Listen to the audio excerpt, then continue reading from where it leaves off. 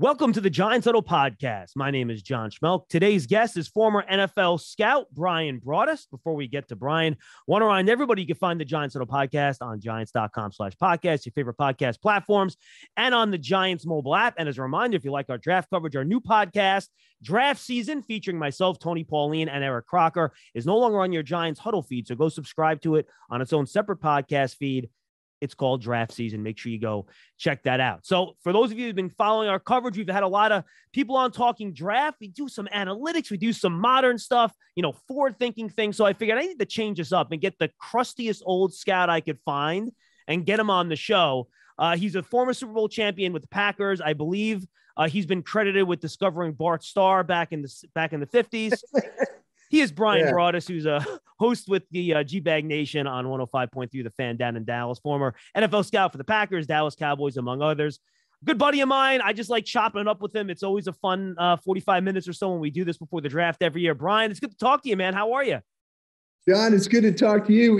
I think you go back to me. You and I were like doing these talks before there was even podcasts and stuff. So if I'm crusty, I think my host here is a little crusty too, but absolutely love talking the draft with you. I always learn a lot about division opponents as well. That's something that always serves me. So thank you for having me on this time. Yeah, absolutely. We were rubbing elbows before they moved all those combine player interviews in the convention center when it was in that little room at the RCA Dome, right? Yes. Absolutely. Absolutely. All right. So let's start here. And I think this is an interesting place to start. The Cowboys, obviously, and that's kind of your focus, but you do the whole draft. As you told me before we started, you've watched almost 180 players now. If you're the Giants situation and you have Andrew Thomas and you're happy with him at left tackle, you're going to stick him there, right? And you're looking for a guy, you want to plug and play at right tackle. How would you, former NFL scout Bryan Broaddus, look at the top three guys in this class, Neal, Ekwonu, and Cross, if you're looking for a guy to plug and play at right tackle? I think the guy at right tackle that would probably make the most sense would be Neal to me. I know he played left tackle at Alabama and stuff like that. But, to me, you watch, his physical presence, the mass, the size, maybe a little bit better suited to play over there. I think when you look at the other two, Cross and Ekwonu, they're a little bit more of a little bit better foot athlete, but to me, John, all three of those guys, and it's funny because I always used to say this, it's like, what's your favorite flavor of ice cream? Your Rocky Road is my mint chocolate chip. But we're seeing the same, we both like ice cream, you know what I'm saying? So I think that with, when you look at those players, there's certain traits that you have. Now, to me, when I look at Cross from Mississippi State, I see a young Tyron Smith, and that's kind of where my focus is, because as the Cowboys bring Cross in on a 30 visit, and I'm starting to wonder, whoa, what are we doing here? Is there something I'm missing about Cross? To me, everything was about, I never saw any mock drafts where he wasn't in the top 10. If all those tackles were just however order you wanted to put them in. But I think if to your question, I think Neal would be the one guy that I would put at the right tackle spot. But I'll tell you what, man, I do honestly, and I hate riding fences because I don't like it at all. I would take any one of those kids. I really, really, really do think that any one of those kids could plug and play, and you'd have a long-time offensive tackle. Now, Bryan, I'm with you, and I think Cross is actually the best pass protector of the three, to be honest with you. Yeah. So I think if you're looking for a starting left tackle, for me, he's my guy at that spot. And I think Ekwonu's the guy where, all right, well, if he fouls out a tackle, I feel most comfortable putting him in a guard. Like, I could see him being a dominant guard. So I do think that is very much of what are you looking for in your player is going to impact on who you draft.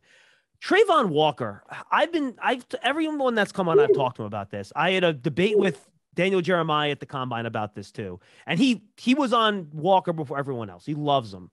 And dude, I don't see it. I watched the tape. You barely get any snaps where he's even lined up as an edge guy. I get the size. I get the athleticism. You see the athleticism on tape, but pass rushing is a skill too, right? And I'm going to have trouble picking him over a Kayvon Thibodeau. I'm even going to struggle picking him over a Jermaine Johnson, who I've seen be productive on the edge and get sacks at a high level in college. Give me the scouts' perspective. Why is everyone all over Travon Walker, please? Yeah, and I'll throw another guy on there. I do a lot of work with Dane Brugler, who Dane's works with The Athletic. And Dane was on him from the jump. I mean, Dane, then Daniel Jeremiah and these guys. And, it's funny because when I talk to my old other crusty buddies that are still in the league doing this, they're kind of like, I know there was a lot of these mock drafts. And again, focusing on Dallas, myself at 24, I'm thinking Walker was a name that was constantly there at Dallas, constantly. Boom, boom, boom. And then all of a sudden I see mock drafts where he's like the 16th best guy. And then I'm like, whoa, then the next thing he's like at the Lions at 2, Lucky Brooks is putting him at 1. And I'm going, whoa, guys, what are we doing here? Are we pumping air into a guy that for some reason has all of a sudden miraculously become better than Hutchinson at Michigan or Thibodeau at Oregon or any of these guys? And you're right about like Johnson and guys like that. Now, I am Walker myself. I mean, he's always been like him and Karlaftis have always been that guy for me. That's, there's a difference. And I respect Walker. I mean, you can throw the Georgia tape on. You can draft any one of those Georgia players, the linebackers, the defensive tackles and stuff like that. But I mean, I kind of feel like the best trait that Walker has is his ability to run, his ability to chase, his ability to make plays from the backside. You see in nickel packages and stuff where they put him at the nose just as a 3-man line just to try and get some quickness as a rusher. No, you're telling me one of your best pass rushers, they're kicking inside at nose? Maybe they're looking at matchups. I don't know.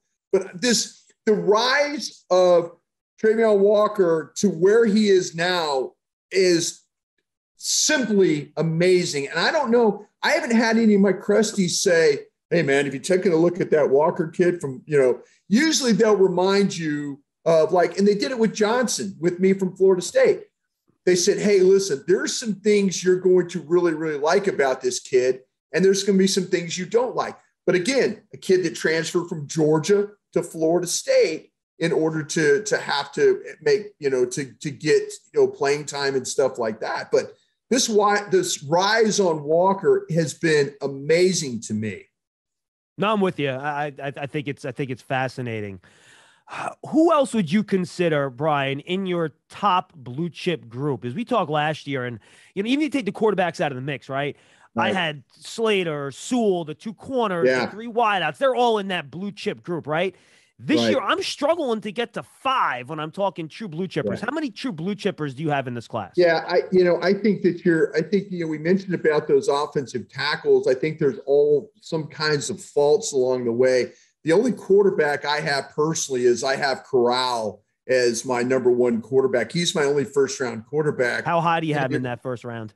It's one of those things. I mentioned those tackles. I think there's a couple of those wide receivers that I would absolutely take. I'm a big Jamison Williams fan from Alabama. Yeah, me too. He's my number 1. And I love Wilson from Ohio State. Burks is a little bit of a different cat.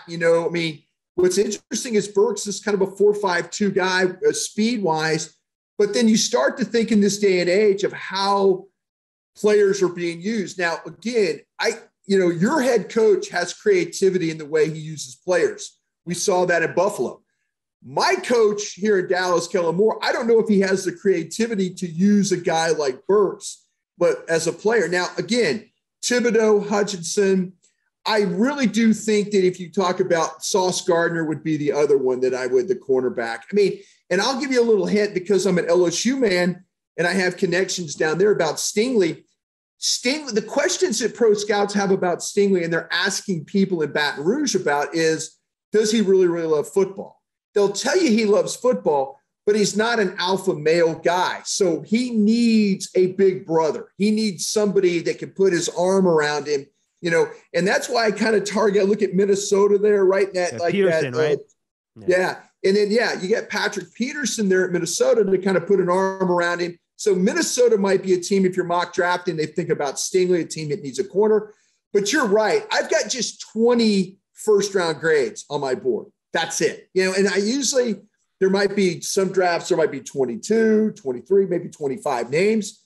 But this year, with the lack of quarterbacks, I think that people are kind of sleeping on Linderbaum myself. He's not for everybody, but I know the deficiencies that he has. I trust him more. And again, looking from a Dallas perspective, I trust him more than I trust those two guards, Green from Texas A&M, Zion Johnson from Boston College. I think that's a great transition here, Brian. So let's talk about that, because I think with Linderbaum first, it's a traits versus tape conversation, right? Right. So talk about, as a scout, when you send in your report and your, draft meetings are starting here, with the Giants this weekend, and you're sitting there and you're trying to sell your GM, you're trying to sell your coaches on a player. How do you guys balance out the traits, which with Linderbaum, not great, with tape, which with Linderbaum, awesome? Yeah. It's a really good question, because to me, we laughed about the crustiness of me as a scout, been doing this since 1992.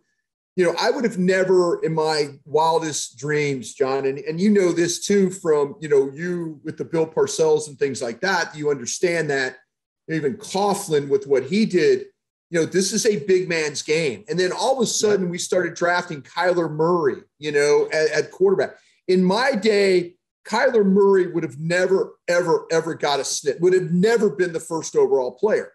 Maybe even, I remember when Michael Vick was coming in, and it was like, well, man, the guy can move. Can he throw? Can he, all these kinds of things.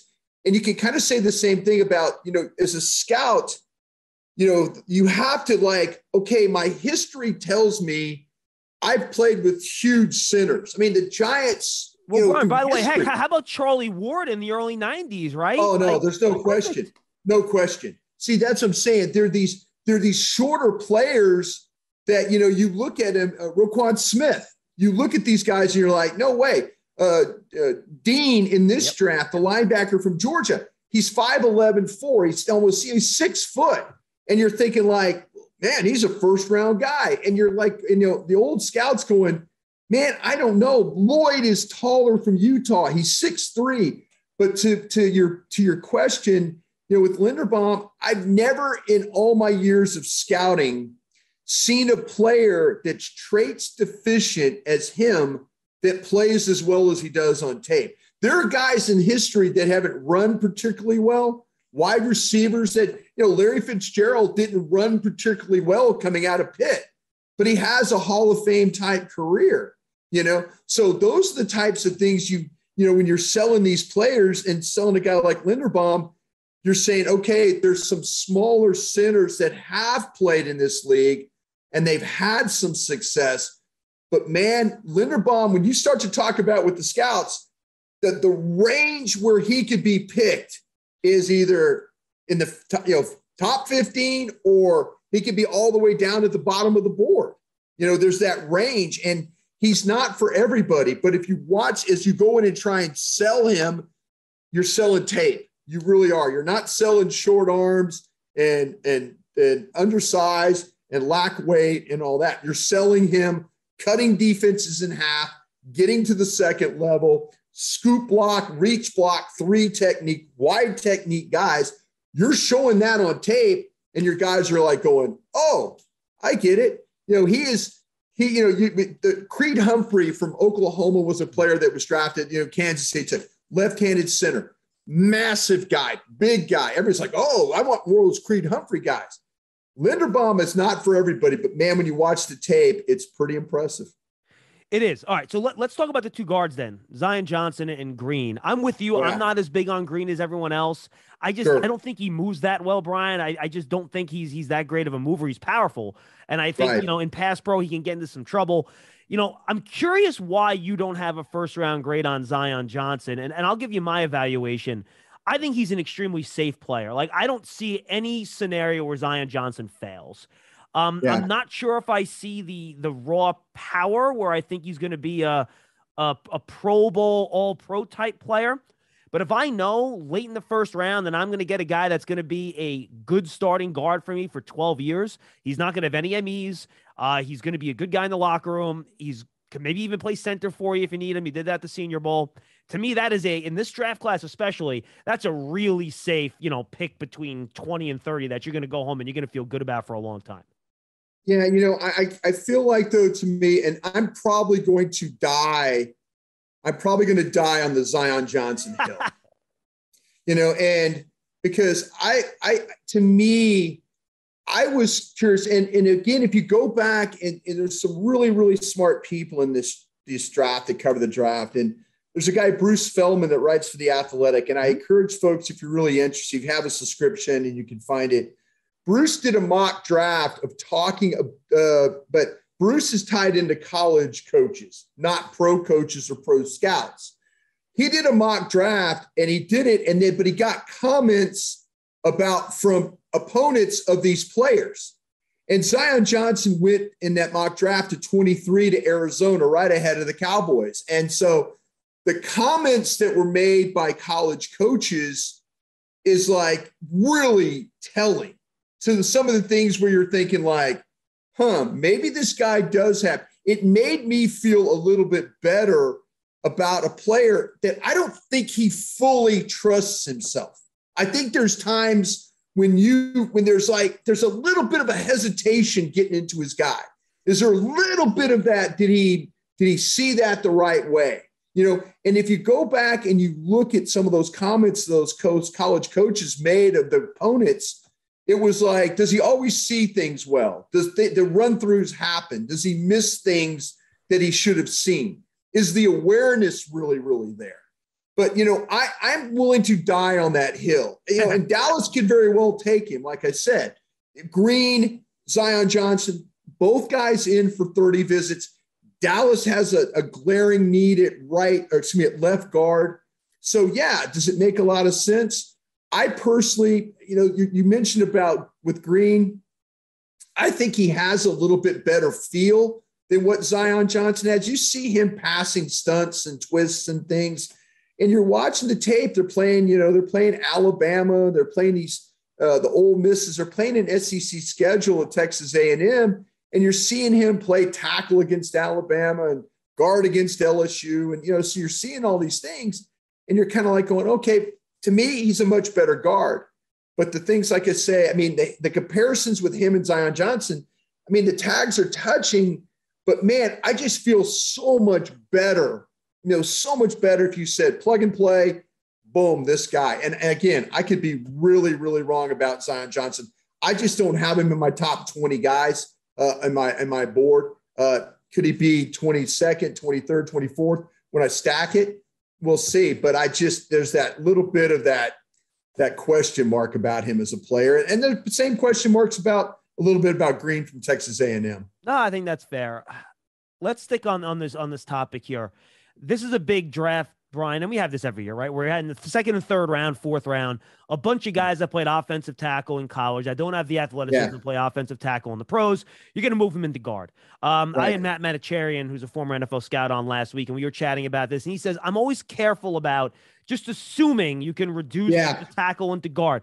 It's things happen quicker in there. It's really a different position. So as a scout, what do you look for when you look at these tackles, Kennard, Salyer, the Ryan kid from UCLA? These are all guys, they play tackle, right? What do you look for to make you believe that they will be successful moving into guard?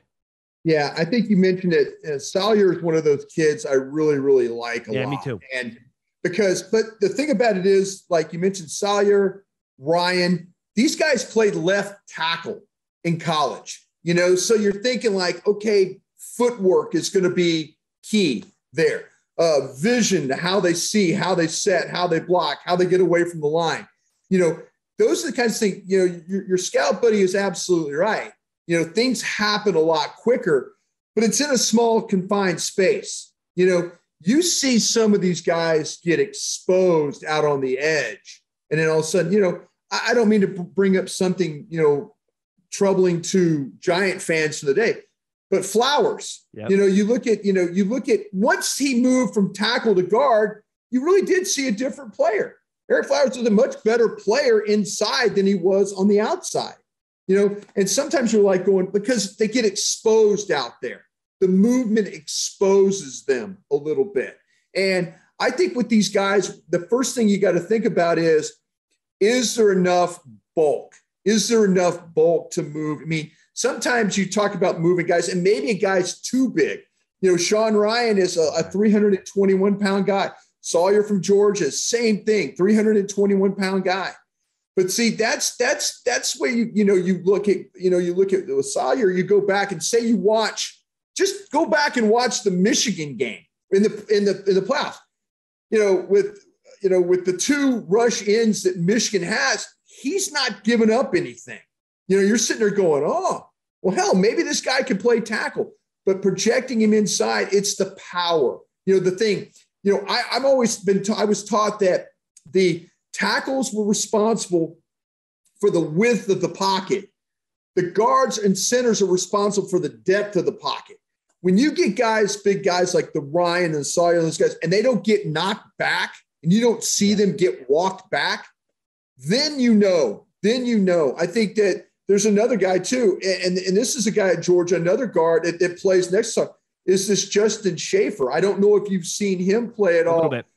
Yeah, but I like him personally as a true guard there. I think he's a mean, kind of a nasty guy, but the projection of those guys moving inside, again, it's about bulk, it's about power, and because that's where you're going to live.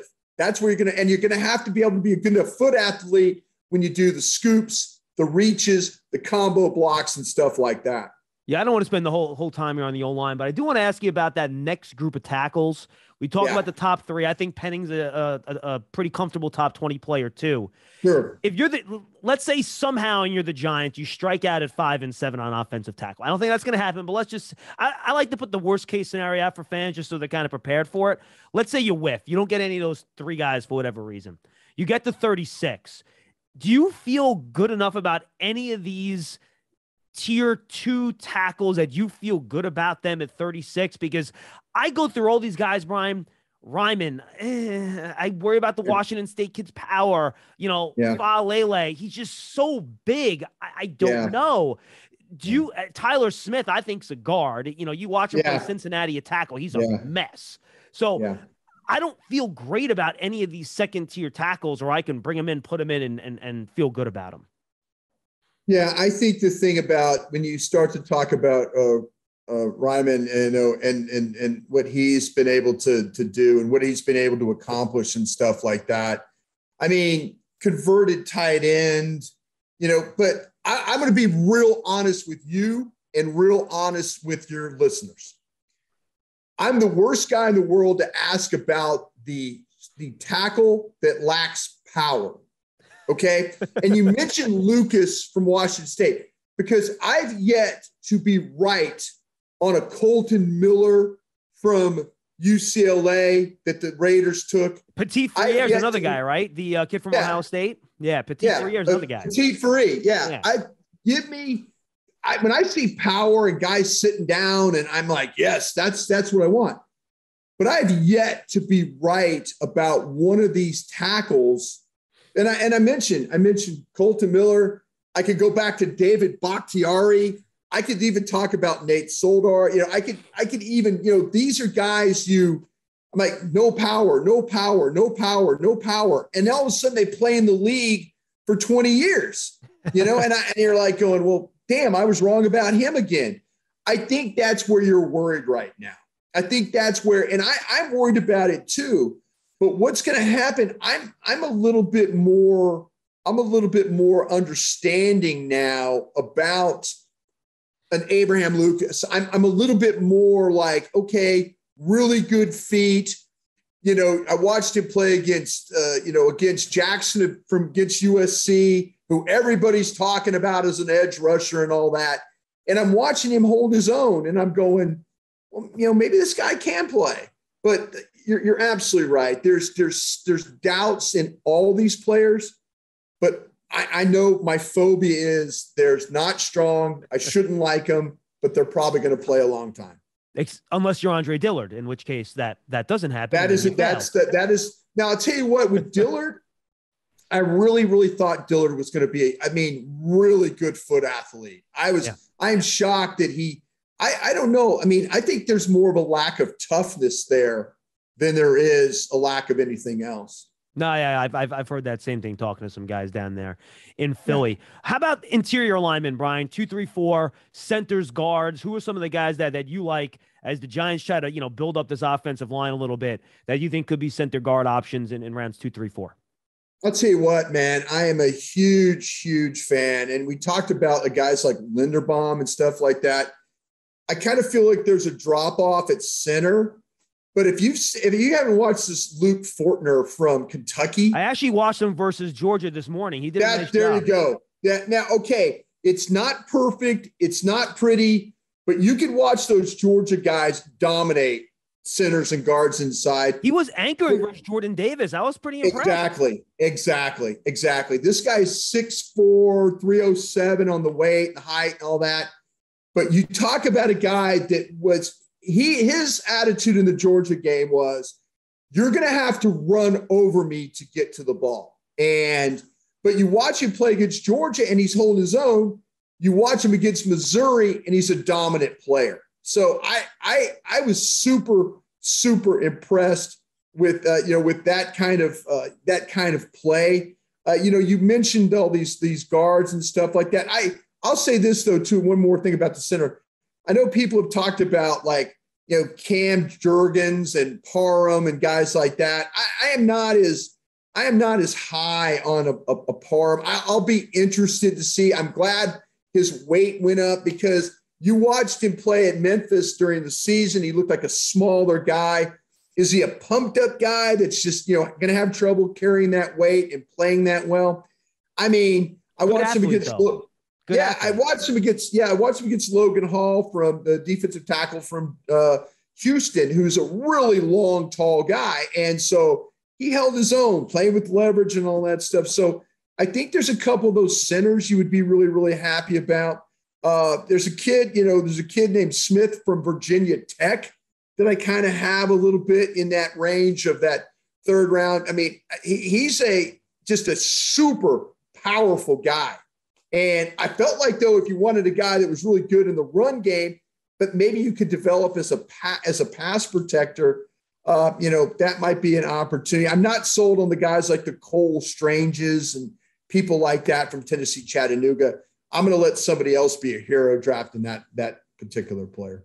How big of a job, Brian, do you think, and let's jump to the skill position guys now, how big of a jump is it for you from that top 2, 3 wide receivers to the 7th and 8th receivers, like the Sky Moores, the Pickens, guys like that? For me, would it shock me at the end of the day if Sky Moore has just as good of an NFL career as Chris Olave? I wouldn't fall off my chair, be shocked by it. So how much of a drop, so if the Giants are sitting there, how much should they prioritize that position, or can they wait?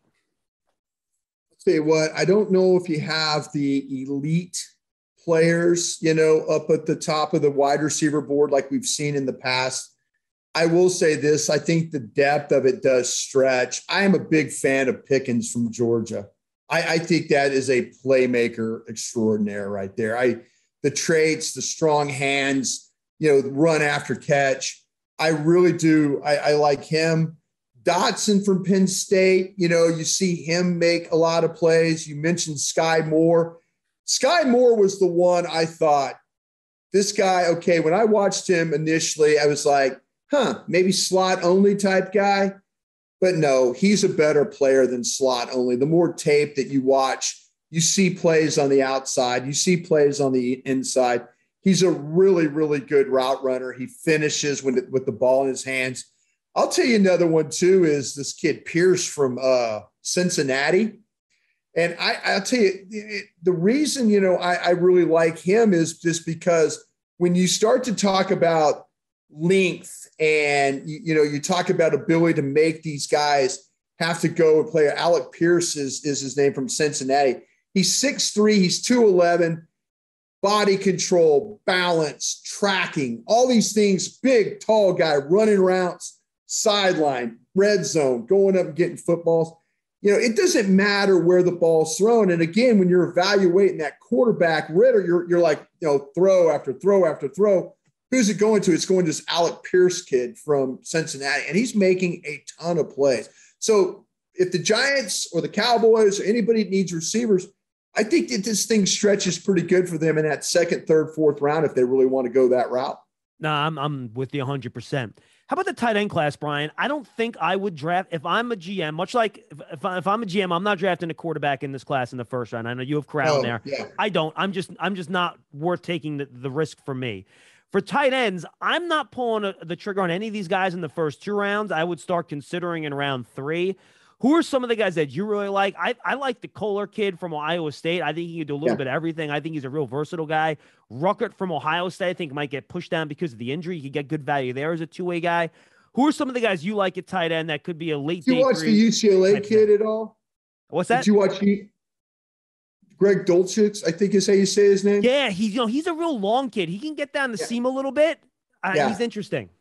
Yeah, I mean, he's one of my guys I really, really like. At 6'4", at 243 pounds. I think that you could play him at a couple of different spots. And I know when I say that again to Giant fans, they're thinking, oh, geez, Evan Ingram, play a couple of different spots. Don't block. Don't do this. Don't do that. I get it. But this guy could play in line. He could play as a wing. You could flex him. The movement skills are really, really good as an athlete. I'm a really big fan of his. I watched him against my school against LSU. I mean, the first touchdown of the game, they throw it to him on a crossing route, and he just takes it to the house. I mean, there's that explosive finish to him. I kind of feel like I totally agree with you about Kolar. I really, really also, I mean, the thing I like about Kolar is the more I think about it, here's a guy that's 6'7", 256, right? Okay. When you watch him play, he extends for balls. Defenders are hitting him in the wrists, in the forearm. They can't get to the ball because of his way of extending for the ball. So you have a couple of different guys like that. I mean, you mentioned McBride. He's a 6'4" guy.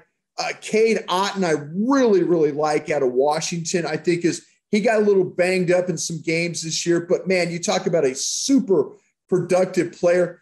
Keep an eye on another 6'7" guy. There's a kid named Cole Turner from Nevada who makes a ton of plays. Again, you're watching their quarterback strong. You're watching him throw the ball. Who's he throwing the ball to? This number 19, Cole Turner, is making a ton of plays. So, I mean, when here's a guy with the ball, so he's not fighting it. Sometimes you get these tight ends fight the ball and stuff. A lot of these guys catch it pretty smooth. The kid Woods at Virginia is another one. He's going to probably go. I wouldn't be surprised if Woods from Virginia is the first tight end that goes off the board myself. Yeah, with his testing, that wouldn't, if teams are looking for an upside pick, and that's what teams usually try to go for, I think Woods, I agree. I think that might be a guy that could go early.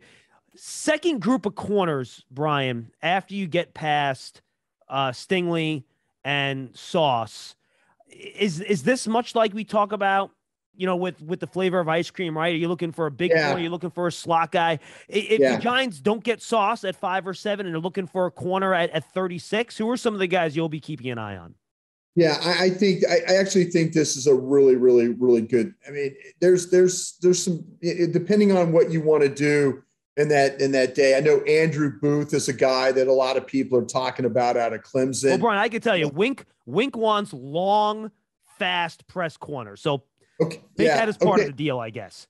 Okay, well then if that's the case, then I mean, like I said, you're gonna end up picking that Cincinnati kid in the first round. I think is what happened there. But yeah, I mean, but there are some guys, like I said, that to me, when you go through the list, they're all kind of in that 6 foot, 5'11". And I mean, there's some guys down the board. I'll give you a name of a guy that I think is really an interesting player. And I don't know if you've taken a look at him. When you talk about long, rangy, and can run, this is Zion McCollum kid from Sam Houston. Now, again, the Giants, like in the history, I might be wrong about this, the Giants were always about big school guys. Sam Houston, probably not, something that the Giants would look at. But again, you're talking about a guy that can really, really run. He's 6'2". He's 199 pounds. He can read routes. He always puts himself in position to make plays. I mean, this is one of those kids that clearly fell through the cracks down here in Texas. This kid should be playing at TCU, Texas Tech, Oklahoma State. He should have been a Big 12 player. Clearly fell through the cracks here, but a big, long type of a guy. I think that's, some name I'd keep an eye on. And again, this is going to sound crazy because it's probably not a Giants trait. It's a kid, Joshua Williams from Fayetteville State. I don't know if you've seen him at all. Yeah, I saw him at the He's Senior a Bowl. tall, long. He's 6'4", 195. Tall, long. You put him on either side. But again, you're watching him against Lincoln University and Bowie State and people like that. But, he's had opportunity to go with the Senior Bowl and things like that. So maybe you got a little bit a better idea there. Woolen, the kid from San Antonio, another 6'4", 205-pound guy. All these guys are in that range I'm speaking of, that second, third, fourth round range if you don't grab them then. You can talk about prospects when you answer this question, Brian, but I feel like linebacker is a position that the NFL has struggled with a little bit, especially off-ball linebacker. Patrick Queen, I don't think that's been a hit. Go to Murray with the Chargers. He got benched last year, right? Yeah. Micah Parsons worked out with Dallas because he's such a good pass rusher. Pass rush, yeah. Right, exactly. So I think, what do you think the formula is now for finding that good off-ball linebacker where you need to prioritize coverage, but you don't see them play man in college and you're trying to figure out how they're going to translate? What's your process for going through those off-ball linebackers and trying to find guys that are good fits in the NFL? Yeah, I think that's a great question because now they're in all shapes and sizes. You get, for example, a Christian Harris from Alabama, who I really, really like. He's 6'1", he's 226. I watched a kid the other day, DeMarco Jackson from Appalachian State, 6'1", 233. And then you watch a guy like a Devin Lloyd, who in my book is, with Nakobe Dean, is one of the top linebackers in the country. And I think that we're all kind of looking for a guy. We're looking for those guys that can. I don't know if the coverage aspect is the most important thing, to be honest with you anymore, John, because I think teams are looking for guys that can play the run, get off blocks, make tackles in space, but can you blitz? Can they use you as that extra rusher? And that's when a guy like Devin Lloyd from Utah gets a lot of looks, because, he's always around the ball. They put him in positions to make plays. He seems to be a complete linebacker. But again, here's a guy that had 7 sacks. So all of a sudden it's like, oh, wait, I can cover and I could bring you for pressure. They'll figure out a way to keep a linebacker out of coverage if they have to. They'll, everybody playing with safeties as linebackers. I mean, the Cowboys do that with Dan Quinn's defense. So, if you have to say, well, he's a good cover linebacker. Oh, okay. Well, how does he blitz? I mean, that's kind of where you've seen these linebackers go now with, like I say, with the Micah Parsons.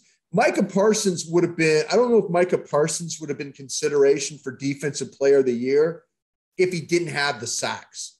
Micah Parsons is a really good player. Micah Parsons, a physical tackler. But Micah Parsons, the pass rusher, 7 of his 13 sacks came from a linebacker spot.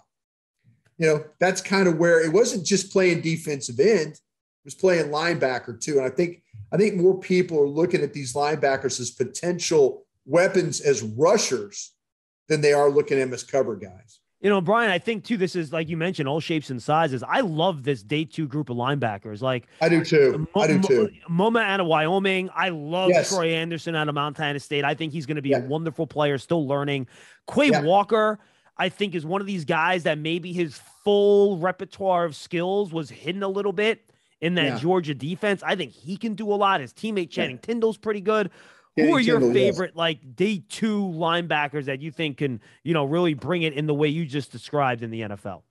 Yeah, I mean, as I look at, it's unfortunate that the LSU kid Clark got hurt with the spine injury and is out. I mean, he's a tremendous player, but Asamoah, I think, is a guy you have to look at. I really do. Brandon Smith, to me, from Penn State, I think is a guy. I mean, you mentioned all the other guys. Oh, and by the way, I forgot Christian Harris from Alabama is fantastic. I didn't even mention him. Yeah, I mentioned him early because he's a 6'1", 226-pound guy. And, yeah, I mean, he's right there in the mix with those guys that you mentioned. Chenal, the kid from Wisconsin, he's a little bit of a throwback guy.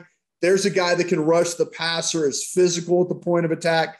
But I mentioned this Brandon Smith from Penn State because he's like a 6'4", 250-pound guy, and he throws his body around, but like sometimes he makes tackles, sometimes he doesn't make tackles.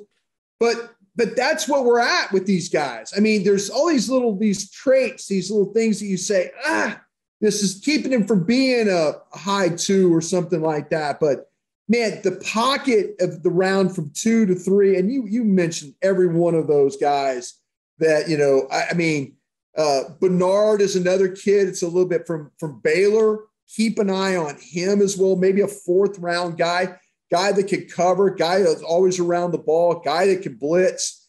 I think that's kind of where we're looking at. I mean, guys that can cover ground, run. You mentioned that Troy Anderson too. I mean, don't watch the North Dakota State game if you know the championship game on Anderson. That'll kind of take you back a little bit like, oh, maybe he's not as good as players I thought he did, but still all those guys are all pretty good. Kyle Hamilton, let's go rapid fire here to close, Brian. Do you understand his fall? I watched him for her second time today, and I feel like he can do everything except cover a wide receiver. I don't think that's going to be his strength. I think he'll get run past and he can't stay with them with his change of direction. He's long. He's 6'4", high hip. I don't expect him to do that. But if you have a safety that can do everything else at a pretty high level, maybe not for me at least, a player like that is a top 5, top 7 pick just because of the position. But, these people that are kind of like down on him because of the 40-yard dash time, I just don't see it. Well, I talked to some people in South Bend about what happened with Hamilton, and evidently after the combine, he went home to Atlanta and did nothing for 3 weeks and then came back and they had that pro day, and I think he was a 4.59 guy at the combine, and then he ran in the 4.7s at South Bend. So again, prepared, are you ready? All that, are you focused, everything and all that.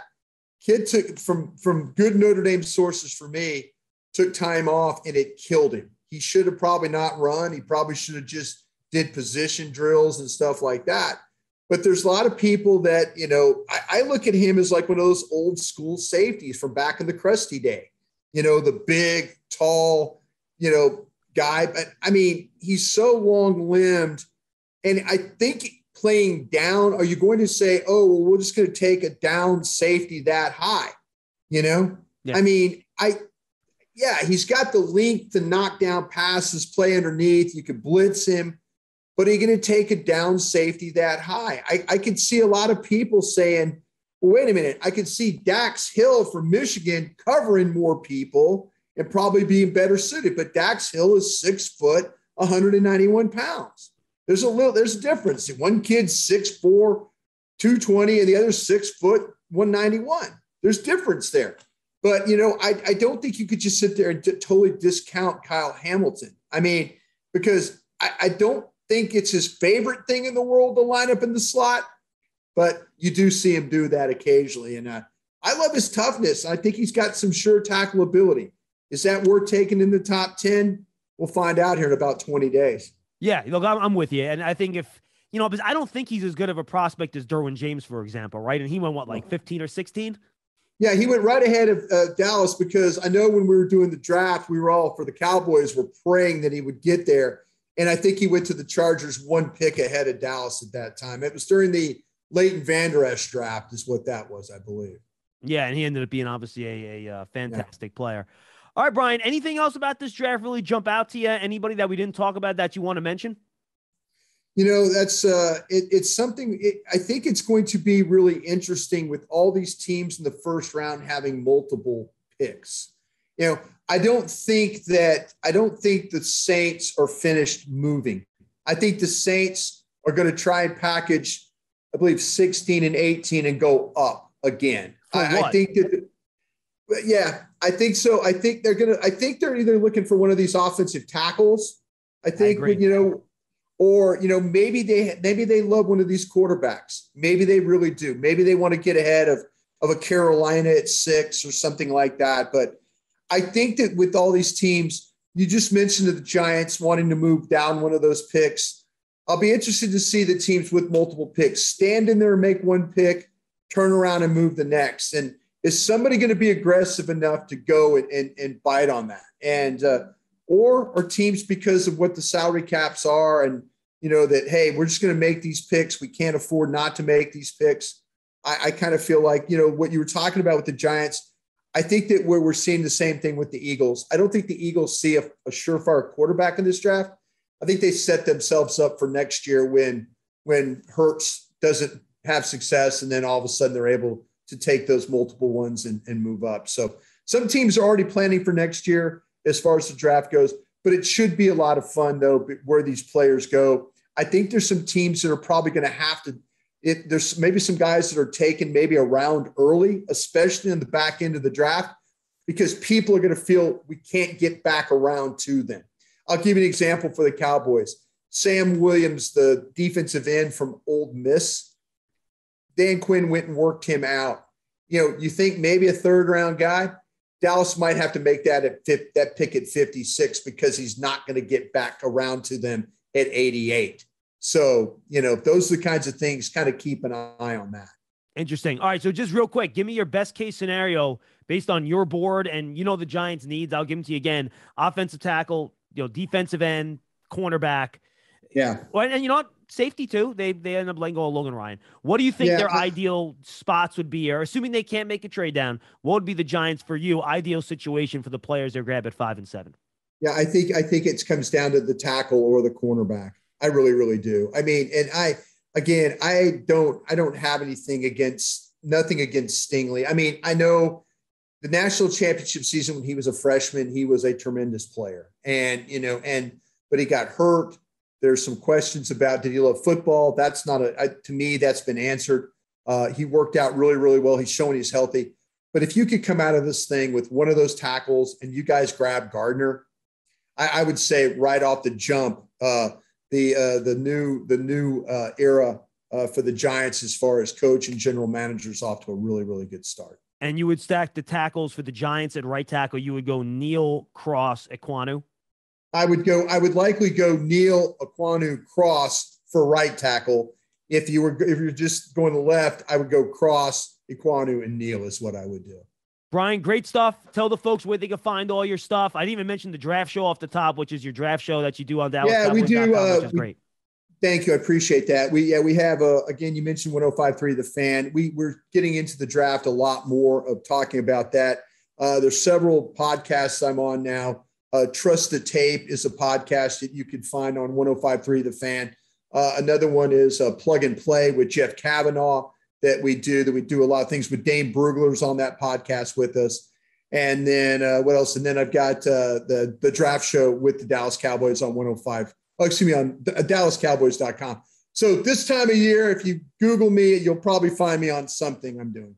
From old crusty to the king of all media, Bryan Broaddus. It's terrible, man. And then, like I said, hey, every year you and I just used to talk, and now we're talking about the draft all the time for everybody. So it is nice. And I always every year look forward to being with you. I really do. Yeah, it's always fun. Bryan Broaddus, we thank you for joining us in the Giants Huddle. Everybody, stay tuned for more coverage of the draft on all the Giants social media platforms and our digital platforms as well. For Bryan Broaddus, I'm John Schmeelk. We'll see you next time on the Giants Huddle.